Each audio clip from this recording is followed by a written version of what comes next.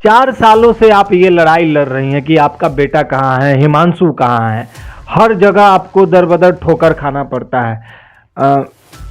कभी कभी ऐसा नहीं लगता कि अब नहीं लड़ना चाहिए, आश्वासन खुद को नहीं देती कि कुछ हो गया होगा, ये मान नहीं लेती? पेचीदगी और गंभीरता को समझते हुए पुलिस के जो महानिदेशक है विनय बाबू ने एक जांच के लिए दिया है। एक्चुअली इनका राइट बनता और मामले की गंभीरता को देखते हुए उन्होंने इसकी जांच सीआईडी को। लड़का जो वहां दुर्घटना के बाद शायद वहां से बच के आया था, आगरा का वो लड़का, उसकी गिरफ्तारी अभी तक क्यों नहीं हो रही? जो बात है, जो सच्चाई है, क्या घटना घटित हुई, हिमांशु कहीं है, किसी कस्टडी में है, कहीं पे है तो वो रिकवर हो, और अगर कुछ अप्रिय घटना घटी है तो उस बात की भी जानकारी इनको तसल्ली मिले कि कब तक ताउम्र ऐसी ही भागती रहेगी। मैं तो जीवन जब तक मेरी सांस मैं हार नहीं मानने वाली हूँ। मैं लड़ाई लड़ूंगी चाहे जो भी, इसलिए कि मुझे विश्वास नहीं है कि मेरे बच्चे के साथ कुछ हुआ है। आपको क्या विश्वास है? मेरा विश्वास यही है कि मेरे बच्चों को कहीं ना कहीं लोग रखा है। नमस्कार, आप देख रहे हैं फाइनल पोस्ट पुरुषोत्तम के साथ। हस्तक्षेप अभी जिंदा है। आज हम फिर से मौजूद हैं बिहार के पूर्वी चंपारण जिले में, और आपने हमारे चैनल के माध्यम से खबर देखी थी कि हिमांशु कहां है। हिमांशु की मां भी आज मौजूद हैं और वो वकील साहब भी मौजूद हैं जिन्होंने हिमांशु को खोजने में लगातार मदद की थी और आज भी कर रहे हैं। पूरी कहानी क्या थी आपको तो पता है, लेकिन ताजा अपडेट हिमांशु के मामले में आया है। हिमांशु पिछले 4 वर्षों से गायब है। हिमांशु को लेकर के तरह तरह की अफवाहें फैलाई गई, लेकिन एक मां का सब्र नहीं टूटा। हिमांशु के मामले में ताजा अपडेट क्या है, हम बातचीत करेंगे हाई कोर्ट के वकील कुमार अमित जी से। स्वागत है सर आपका। नमस्कार, और आपके माध्यम से तमाम आपके दर्शकों को प्रणाम और हार्दिक बधाई। लगातार 3-4 सालों से आप इस केस को देख रहे हैं। हिमांशु कहाँ है, अभी तक कोई अपडेट नहीं आया। लोग लगातार सवाल करते रहते हैं, लेकिन ये जो मामला है, ये जो केस है, इसमें अभी क्या कुछ चल रहा है? देखिए, बड़ा दुखद है। इसमें जो है, एक तो जो मिसिंग का जो रिपोर्ट दर्ज हुआ, उसके लिए भी माननीय न्यायालय का शरण में जाना पड़ा। उसके गायब होने के 1 वर्ष तक इन्होंने काफी प्रयास किया अपने लेवल से कि एक एफआईआर भी कम से कम दर्ज हो जाए, तो वो हो नहीं पाया। और माननीय न्यायालय के शरण में जाने से, कंप्लेंट केस फाइल करने से ये हुआ कि एक एफआईआर दर्ज हो गया घटना के 1 साल के बाद लगभग। और एफआईआर इंस्टीट्यूट होने के बाद तत्कालीन एसपी के द्वारा एक एसआईटी का गठन किया गया। कुछ हद तक जांच आगे बढ़ी। जो जिन पे आरोप है एक तरीके से, या जो लोग साथ में थे, जिनके बहकावे पे या जिन्होंने पैसा लेके हिमांशु को यहाँ से तथाकथित तौर पे मलेशिया लेके गए, और वो जो लड़का जो एक दुर्घटना की बात हो रही है जो साथ में था, उसको जो है पुलिस आगरा में जाके पूछताछ की है। लेकिन अब देखिए, उसको 4-5 डेट फेल हो गया है। पुलिस ने बार बार डेट दिया, वो आया नहीं, तो कायदे से वो कुछ ना कुछ छिपा रहा है, तो उसकी अरेस्टिंग होनी चाहिए थी। लेकिन अब ये करना किसको है? प्रशासन को, पुलिस तंत्र को। और ये अकेली महिला है।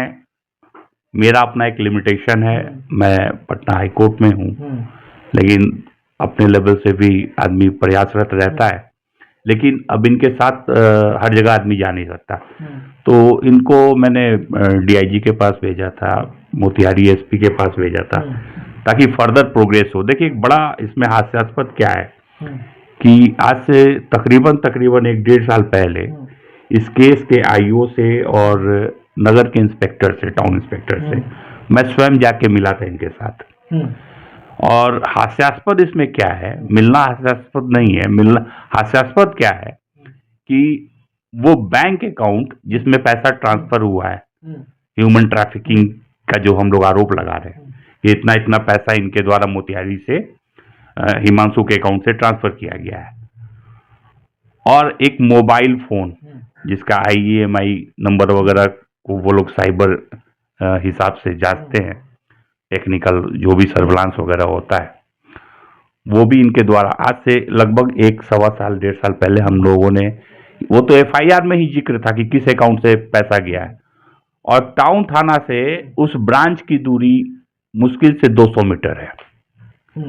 और कितना हास्यास्पद है कि आईओ की ट्रेनिंग नहीं है, या सुपरवाइजरी अफसर जो होता है जो आईओ को भेजता है कि जाओ भाई बैंक अकाउंट से कम कंफर्म करो कि किस अकाउंट में पैसा गया, ये सही में गया है कि जाली है, क्या है नहीं है, या आईएमए की जांच, वो एकदम दिन प्रतिदिन जो है हर 6 महीने साल भर पे आईओ चेंज होते गए, और उन आईओ के द्वारा इनको आश्वासन दिया जाता रहा है कि हम कर रहे हैं, माजी कर रहे हैं, किया कुछ नहीं इन लोगों ने। और बाकी हाल फिलहाल में जो कुछ हुआ है तो वो आप इनसे बात कीजिए, ये बताएंगी। ठीक है, अभी आप डीजीपी से मिलने गई हुई थी? पटना गई तो उन्होंने रिस्पांस लिया और मेरे काम को आगे बढ़ाने के लिए मुझे आश्वासन दिया गया है।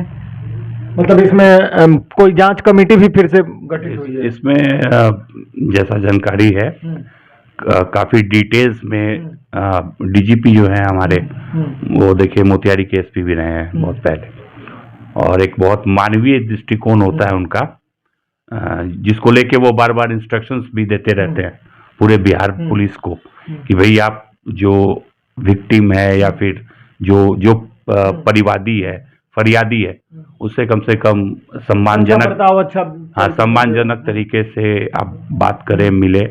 तो ये डीजीपी के पास इनके मतलब बहुत अच्छे तरीके से इनकी बात को सुना गया, और मामले की गंभीरता को देखते हुए उन्होंने इसकी जांच सीआईडी को दी है। अच्छा, अब मतलब मामला सीआईडी के हाथ में है? जी।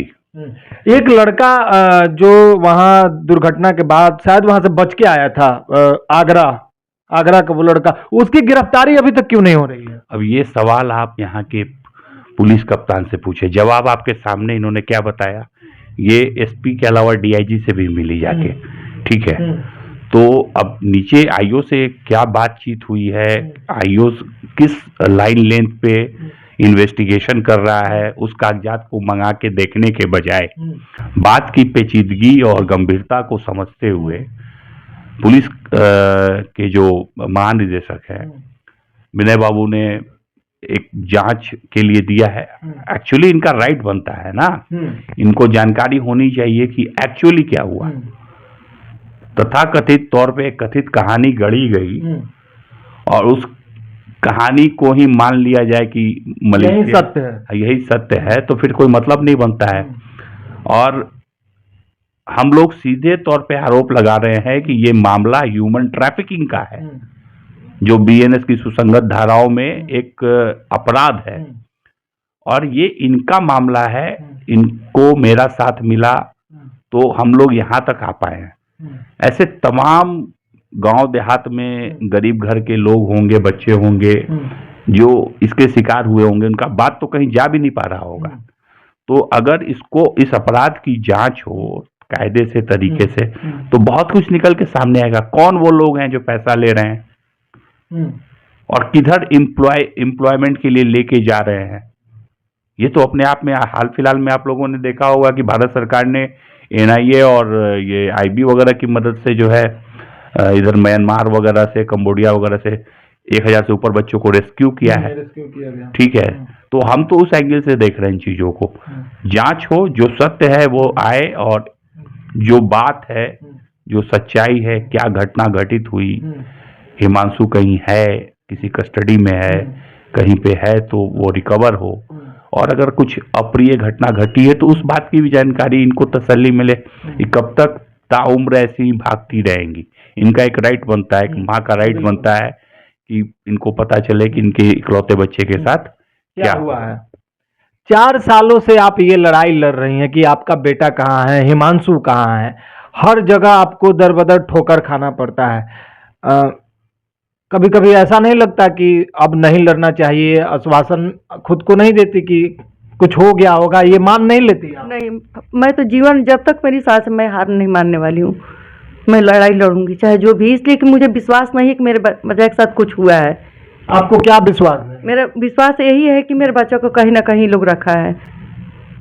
जो भी कथा कथित रचना रची गई है, ये तो देखने से ही 18 तारीख को मेरा बेटा बात किया और मेरे बेटे से ये कहलवाया गया कि हाँ मम्मी मैं 15 दिन के बाद बात करूंगा, और उस दिन से ही मेरे बच्चा का मोबाइल ऑफ हो गया। अगर मेरा बेटा का मोबाइल ऑफ हो गया तो बार बार उस मोबाइल से या मैंने फैमिली में जितने भी लोग थे तो फिर उसका नंबर कहाँ से आता था कि और लोग मेरे फैमिली में फ़ोन करता था, किसी लेडीज का फ़ोन आ रहा है, कभी कोई लड़का का फ़ोन आ रहा है, बार बार कॉल क्यों आ रहा है। कुणाल मेरी दीदी का लड़का है, 2-3 महीने के बाद एक लेडीज का फ़ोन आता है कि तुम कुछ पैसा लेके इसको मतलब मामले को खत्म करो। कहा जाता है कि हम मलेशिया से फ़ोन कर रहे हैं, कुछ पैसा लेके एक लेडीज का फ़ोन आता है। जब मेरा बच्चा का फ़ोन मेरे फैमिली में किसी का है तो फिर उस लेडीज का कहाँ से वो नंबर मिलता है कुणाल को, और कुणाल के पास कॉल करती है। तो सोचने वाली बात है। देखिए हम इसको कंक्लूड करेंगे कि पूरी तरह से मामला जो है ना एक कोई बहुत बड़ी साजिश है। वो इस एक बच्चे के साथ ही नहीं है, इस तरह के तमाम बच्चों के साथ है, जिसको उस साजिश के तहत जो है और इसकी जांच होनी चाहिए। ये बड़ा दुर्भाग्यपूर्ण है कि आज भी भारत के अंदर सबसे आसान जो है मानव का जीवन है। अच्छा। आप तमाम जो है लोगों को देखते हैं कि जो लोग उनकी जान जो है सबसे सस्ती है, और क्या है कि मानव का जो जीवन है या ह्यूमन लाइफ, उसको ठीक है माननीय सर्वोच्च न्यायालय ने तमाम न्यायाधीशों में आर्टिकल 21 को सबसे ऊपर रखा है पेडेस्टल को। शासन प्रशासन के लोगों को इस बात को समझना चाहिए, और इसकी जांच इसलिए भी आवश्यक है कि कुछ बहुत बड़ा रैकेट चल रहा है, जिससे लेकर हाल के दिनों में जहां तक मुझे जानकारी है पेपर के माध्यम से पता चला कि एनआईए की रेड गोपालगंज वगैरह में भी हुई है कि उन बच्चों को कहां साइबर क्राइम वगैरह के लिए लगाया जा रहा है। कुछ लोगों की गिरफ्तारी भी हुई है। तो उस एंगल से ह्यूमन ट्रैफिकिंग का हम आरोप भी लगा रहे हैं। एफआईआर भी उसी सेक्शन में दर्ज हुआ है। तो इन्वेस्टिगेशन तो प्रोसीड करे। एक स्टैग्नेंट आ गया है, वो लड़का जो आगरा से मिला रजत, जिससे जाके पुलिस वहां पूछताछ भी की है, लेकिन 3-4 डेट पे बुलाने पे वो आ नहीं रहा है। उसको कुछ ना कुछ जानकारी है, क्योंकि उसका पहला स्टेटमेंट इनको फोन पे यही था कि जो लोग लेके गए आप उनको पकड़िए, आपको सब पता चल जाएगा। तो एक कोई देहरादून का है, पुलिस फोन पे बात कर रही है, आईओ फोन पे बात कर रहा था या फिर जाके मिला है, कोई सूचना नहीं है। मतलब लापरवाही तो ऐसी है कि 200-250 मीटर पे बैंक है तो वहां से जाके आप पता नहीं कर पाए। ठीक है, तो जाहिर सी बात है कि ये एक बहुत बड़ा रैकेट है, और ये एक माध्यम है एफआईआर जो दर्ज हुआ है, जिसके तहत इसका उद्भेदन और भविष्य में दूसरे बच्चों के साथ ऐसा नहीं हो, और इनको अपना बच्चा जैसा भी है जिस हालात में अगर है तो वो उपलब्ध हो, या फिर जो सच्चाई है वो इनके पास प्रॉपर वे में हम लोग भी जानना चाहेंगे, जानकारी उपलब्ध हो। चलिए, बहुत बहुत धन्यवाद आपका। तो जैसा कि आप देख रहे थे कि 4 सालों से ये लड़ाई लड़ी जा रही है, सब कुछ आपके सामने है, लेकिन एक माँ की जिद है कि उनका बेटा कहाँ है, और साथ में कुमार अमित सर जो हाई कोर्ट के वकील हैं, इनका साथ इनको मिला हुआ है। ये लड़ाई अभी और लंबी है, आगे क्या कुछ होगा।